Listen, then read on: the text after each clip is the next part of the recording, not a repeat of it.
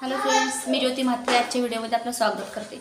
तर फ्रेंड्स, आजचा व्हिडिओ असा आहे का मला तुम्हाला माझ्याबद्दल घडलेली एक घटना सांगायची आहे का माझ्याबरोबर आज काय अशी घटना घडलेली आहे ती मला तुम्हाला सांगायचं आहे, अनुभव सांगायचा आहे का, म्हणून मी आजचा व्हिडिओ बनवते। तर प्लीज फ्रेंड्स व्हिडिओ पूर्ण बघा।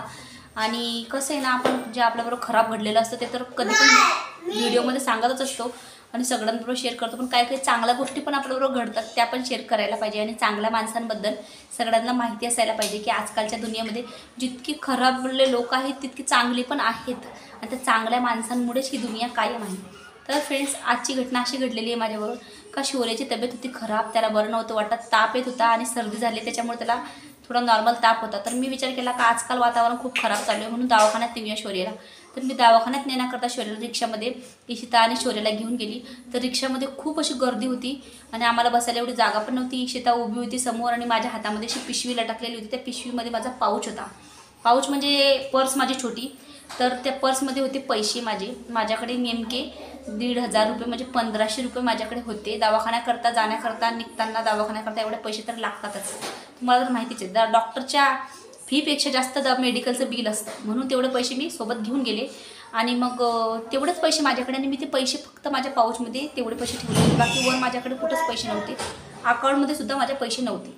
तर मी काय केलं का फोन रिक्षामध्ये असताना माझा फोन आला मला ताईचा माझ्या। तर मी फोन उचलला, पाऊचमधून फोन काढला आणि फोनवर ते बोलले, सांगितलं का दवाखान्यात जाते म्हणून। आणि त्याच्यानंतर मी तो फोन पिशवीत टाकला। मी असं अडकवायचं पर्स नेत नाही, कुठं अशी पिशवी वगैरेच घेऊन जाते, कॅरीबॅग किंवा पिशवी। आणि त्याच्यानंतर मग आम्ही दवाखान्यात गेलो। तर रिक्षामध्ये मी तो फोन असं घाईगडबडीत, खूप गर्दी होती आजूबाजूने बसायला, सारखा पर्स काढायला जागा नव्हती। आणि शौर्य मांडीवरती झोपलेला होता कारण त्याला बरं नव्हतं वाटत आणि रिक्षात बसल्यावर त्याला चक्कर येतात आणि इशिता समोर उभी होती म्हणून जागा नव्हती बरोबर, तो फोन असा टाकला पिशवीत। तर टाकला आणि मग आम्ही गेलो दवाखान्याजवळ, आमचा स्टॉप आला, आम्ही तिथं उतरलो। त्याच्यानंतर मी पर्समधून 10 रुपये काढले, दादाला दिले रिक्षावाल्या आणि मग आम्ही तिथनं पर्स मी असा पाऊच माझा असा पिशवीत टाकला आणि तिथनं आम्ही निघालो पुढे जायला। खूप अशी गर्दी होती, गाड्या वगैरे इकडनं तिकडनं जात होत्या। मग शौर्याचा हात पण पकडायला लागतो, सोडल्यावर ते कसे कुठं जायची गाडी बिडची धडक भीती वाटते जरा अशी मनात।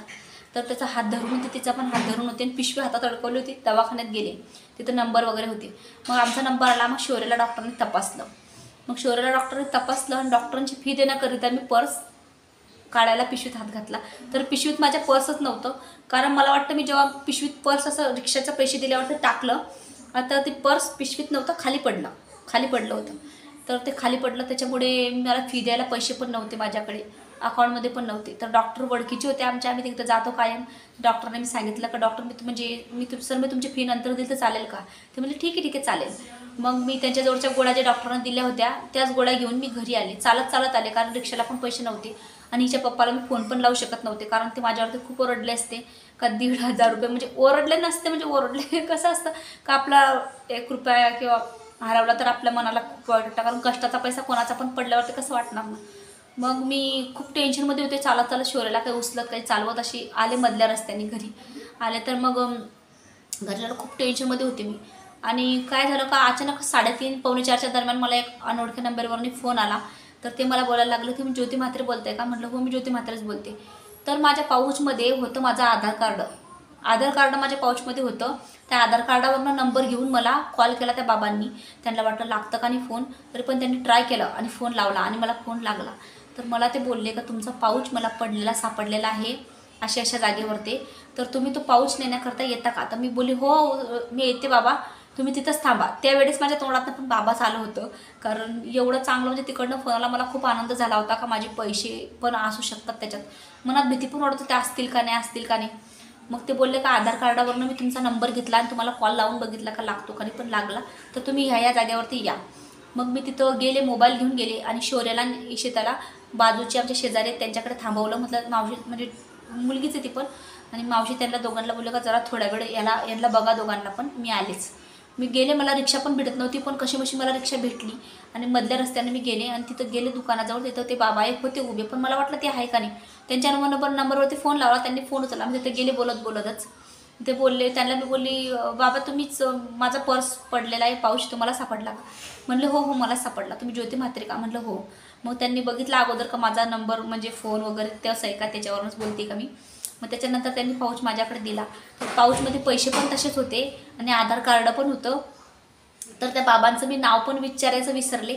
तर त्या बाबांनी मला तो पाऊच माझा परत दिला आणि मला खूप आनंद झाला, कारण माझे पैसे पण मला भेटले. आणि आधार कार्ड समजा मी काढलं असतं दुसरं, माझ्याकडे पावती होती, पण पैसे गेलेल्याचं मला खूप म्हणजे टेन्शन होतं, कारण कष्टाचा पैसा आणि दवाखान्याकरता मला लागत होता, तो मला परत मिळाला. त्याच्याबद्दल मी त्या बाबांचा खूप खूप मनापासून धन्यवाद करते, कारण त्यांनी मला पाऊच दिला. आणि आजकालच्या काळात कसं आहे ना, कोणी कोणाची मदत करत नाही, तुम्हाला तर माहितीच आहे. खूप म्हणजे असं हे चालू आहे आजकाल, कोण कोणाची मदतीसाठी उभं राहत नाही. पण त्या बाबांनी माझा पाऊच मला दिला, त्यांचा मनापासून धन्यवाद. आणि हा व्हिडिओ बनवण्याचा माझा हेच हे होतं म्हणजे याच्या मागे का मी सांगायचं होतं मला की आजकालच्या काळामध्ये चांगले लोक पण आहेत, चांगले माणसं पण आहेत. तर त्याच्याकरता हा मी व्हिडिओ बनवलेला आहे. तर व्हिडिओत काही चूक झाली असली तर प्लीज मला कॉमेंट करून सांगा. आणि व्हिडिओ आवडल्यास व्हिडिओला लाईक करा आणि चॅनलला सबस्क्राईब करा. चला तर फ्रेंड्स, भेटूया एका नवीन व्हिडिओत. Bye bye.